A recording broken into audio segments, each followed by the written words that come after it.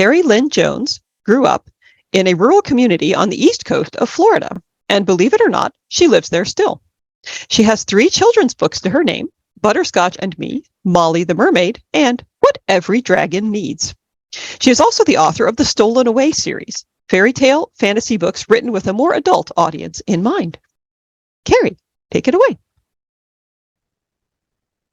Today I'll be reading to you from my illustrated children's book, What Every Dragon Needs, in which a young dragon named Percival learns that sometimes what you're looking for is much closer than you realize. There was once a young dragon named Percival who lived in a lovely meadow at the center of a very old forest. He was a happy dragon who loved to roll in patches of clover and play tag with bumblebees, which isn't as dangerous as it sounds, at least not when you're a dragon. But his favorite pastime was toasting marshmallows over a campfire. That is exactly what he was doing one starry night while talking with his friend, the wise old frog. Now, the wise old frog, who lived on the largest lily pad in the quiet pond at the center of Percival's meadow, was, as his name suggested, very wise and very old, and he knew a great many things. On that night, he was listening to Percival talk about all the wonderful things the little dragon had done that day, and just how much he loved the meadow where they lived. "Quite true," said the wise old frog. "Our meadow does have sweet clover to roll in, and bumblebees to play with, a warm, dry cave to sleep in, and of course this beautiful pond. Now, if only it had a princess, it would be perfect." "A princess?" asked Percival. "Yes, my young dragon, a princess. After all, every proper dragon has a princess," said the wise old frog sagely. "But I don't have a princess," the little dragon said. "No," said the wise old frog, "and that's why I mentioned it, although you are still quite young." Percival waited a moment and then asked a little hesitantly, "What is a princess?"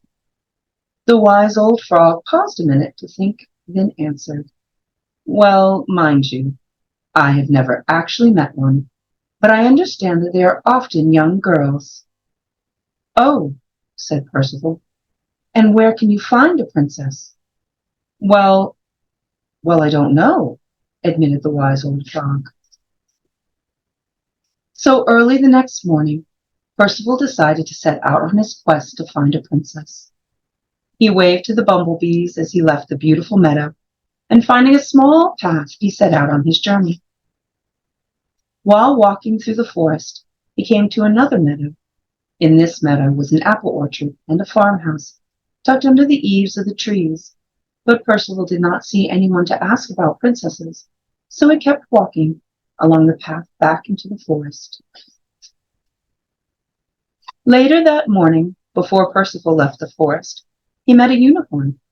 She was as white as a pearl and stood, as unicorns often do, in a sunbeam eating wild strawberries.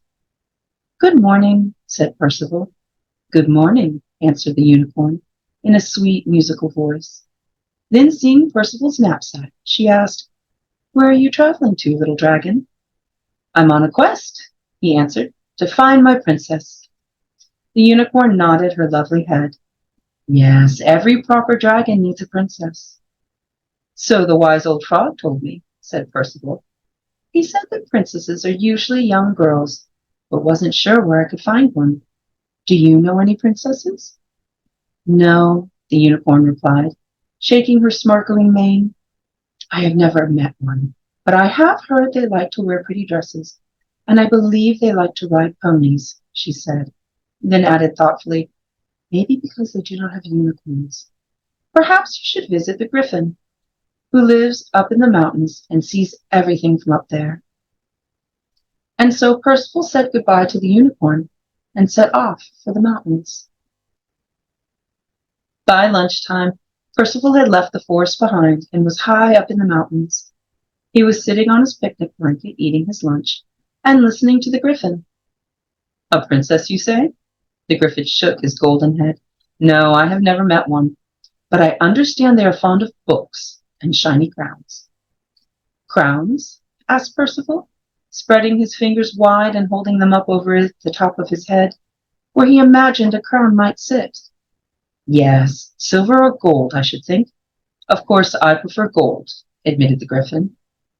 But do you know where I can find a princess? The little dragon asked. The Gryphon shook his head again. No, I'm afraid I don't. Perhaps you should ask the mermaids. They hear all sorts of things down at the seashore. So the little dragon finished his lunch, said goodbye, and headed down to the seashore. Late that afternoon, now far below the mountaintops, where he had eaten lunch with the Gryphon, Percival lay on a sand dune at the edge of the sea. He had met 3 mermaids playing in the waves there, and had asked them if they had ever met a princess. No, said a silvery-haired mermaid in a sweet, watery voice. I've never met one. Neither have I, said a second mermaid, but I have heard they like to sing. And daydream, said a third mermaid, her eyes closed dreamily. But do you know where I can find a princess? The little dragon asked. All 3 mermaids shook their heads no. And so, with a sigh, Percival said thank you and goodbye, and continued on his quest. That night, under the full moon, the tired little dragon made his camp just outside of the fairy wood. He lit his fire, toasted his marshmallows, and wondered where he should go next on his quest to find a princess. He had learned a lot about what princesses like, but nothing about where to find one. As the moon climbed high into the sky, and the crickets chirped their sleepy song, a host of fairies came riding from the dark woods. They rode on beautiful, shining horses, who wore ribbons in their manes and bells on their bridles, and at the very front of this troop rode the fairy queen. She stopped and smiled at Percival, since she had already heard about the dragon's quest from the fox, who had heard it from the crow, who had heard it from the seagull, who had heard Percival talking with the mermaids. Have you not found your princess yet, good dragon? Asked the fairy queen. Percival shook his head. No, he said, a little downheartedly.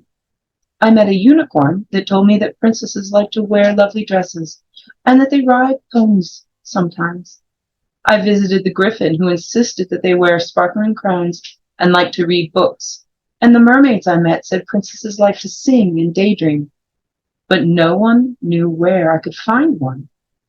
I've been to the forest and the mountains and the sea, but I haven't seen a single princess. My dear little dragon, do not worry, said the fairy queen. Finding a princess is not really that hard at all. You might find one in a castle or a cottage, a hut or a gypsy cart. In truth, you can find one almost any place you look, and sometimes they are closer than you think. Remember this, and I am sure you will find your princess. She gave him an encouraging smile and wished him good luck before disappearing into the mist and moonlight. When he woke up the next morning, Percival felt a little crestfallen. Why, a princess could be anywhere. And so that's where we will leave Percival. Thank you for letting me share his adventure with you.